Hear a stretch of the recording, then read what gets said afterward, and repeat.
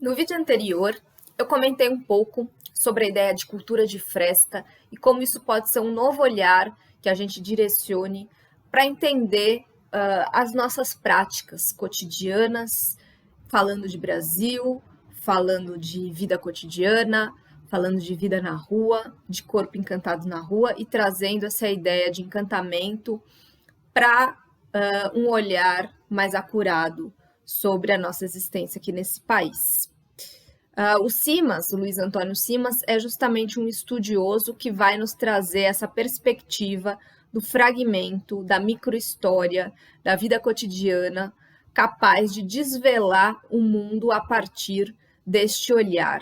Então, é muito importante a gente atentar para esses fazeres cotidianos como um caminho interessante para a gente escutar e compreender outras vozes que não as vozes oficiais e oficiosas dos discursos, inclusive dentro do próprio discurso da teoria social. E é aí que Simas vai falar do carnaval, não o carnaval institucionalizado, a festa institucionalizada que passa na TV, mas o fazer cotidiano do carnaval, vai falar por exemplo, das brincadeiras na rua, vai falar do preparo de comidas, vai falar de práticas religiosas, tudo isso que traz para a gente a reflexão sobre um duelo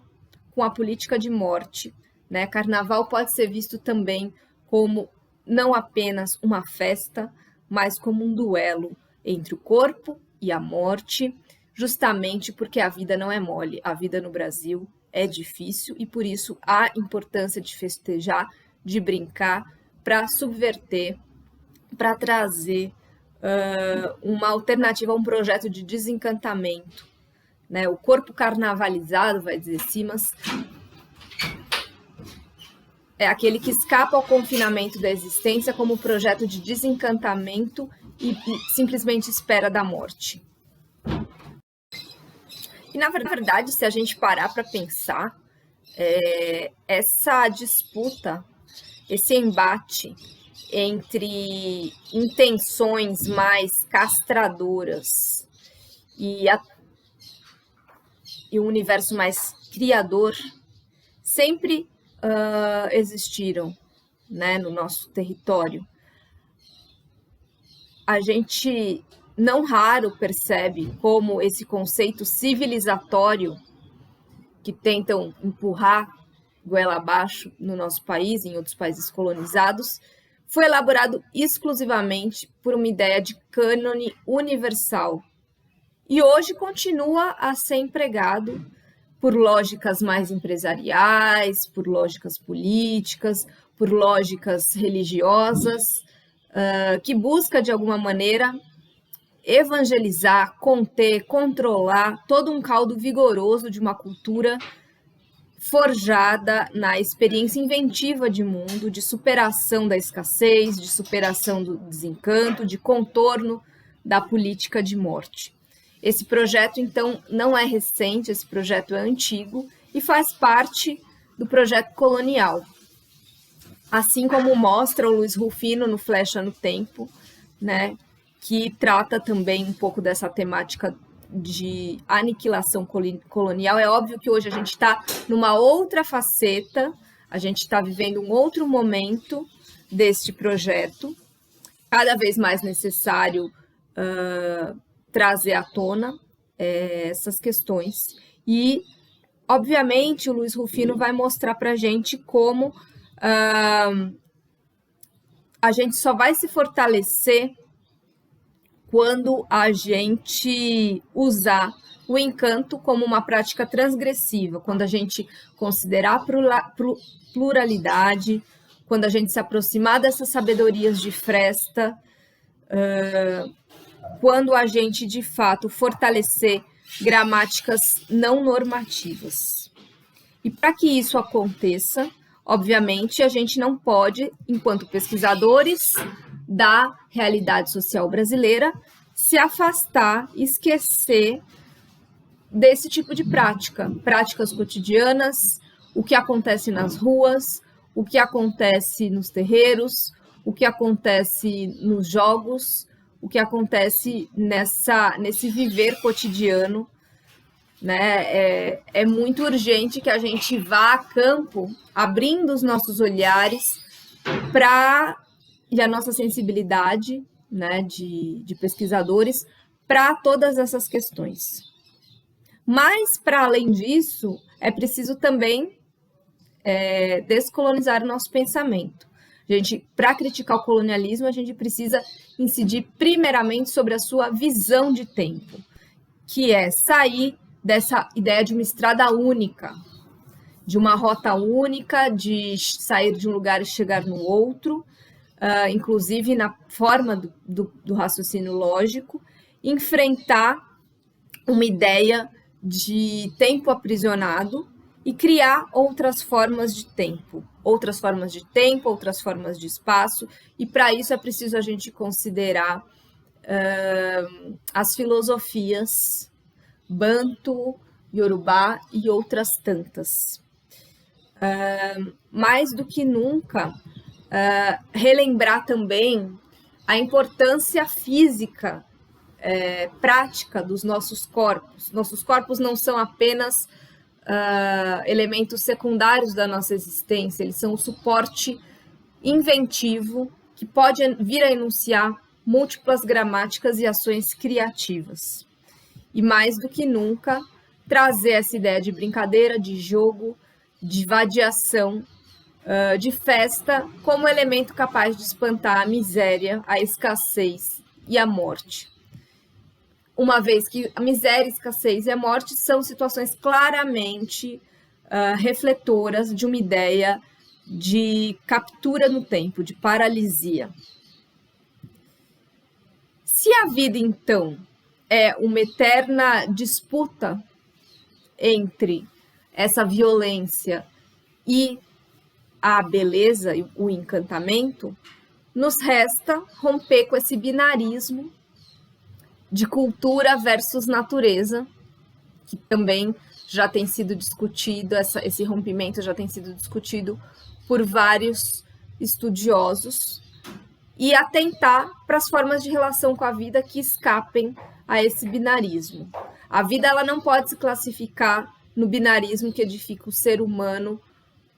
como vivo e superior a outras formas de existência. E por que eu estou falando isso? Quando a gente volta nas formas de enxergar o mundo desses saberes ancestrais, sejam eles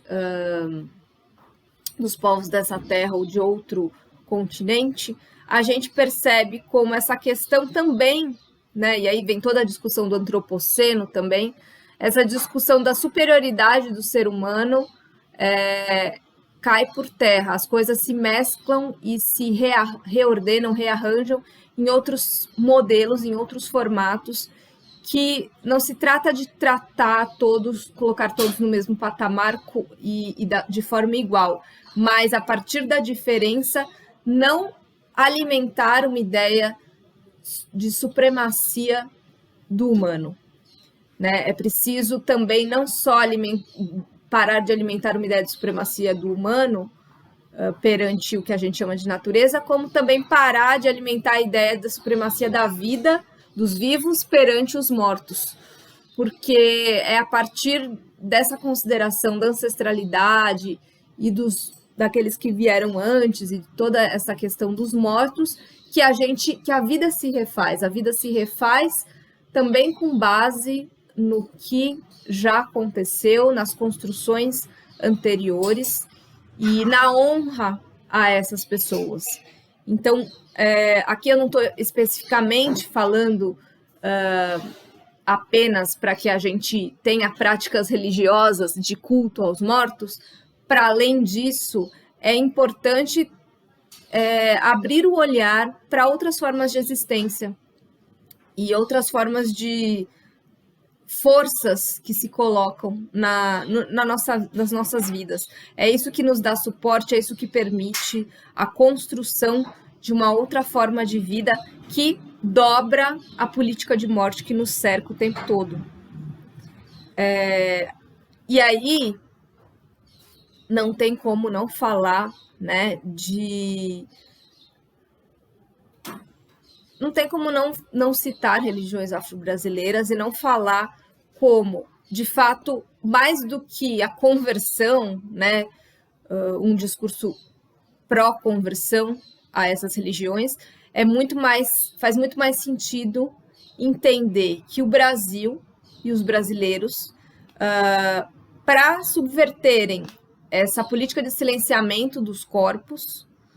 para subverter essa narrativa do Brasil, que é a oficial, fixa, e que busca o progresso, e que busca um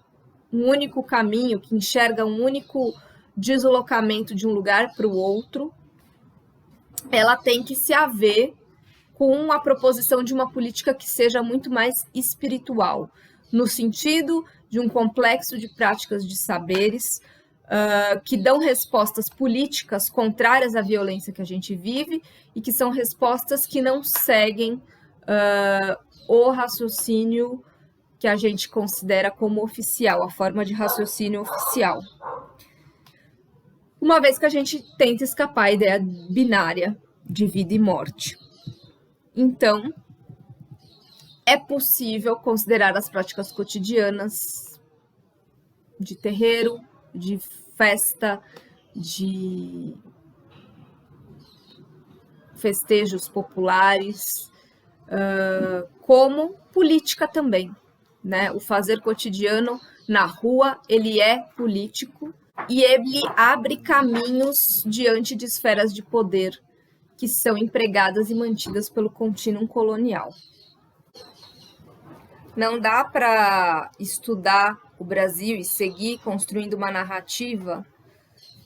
de Brasil que ignore todos esses elementos, que ignore a morte como um elemento central, capaz de dinamizar a vida num ciclo, na ideia de ciclo contínuo, até porque a gente não está falando aqui novamente de uma linha reta de começo, meio e fim, mas a gente está falando do ciclo baseado até na cosmogonia Bakongo, né, de ciclos de vida. E a morte, então, como dinamizadora desse ciclo, que permite restituição e catalisação como uma condição necessária para a vida, mas isso não significa que a gente deva cultuar a política de morte, muito pelo contrário, a política de morte se insere numa lógica muito mais binária de começo e fim de vida.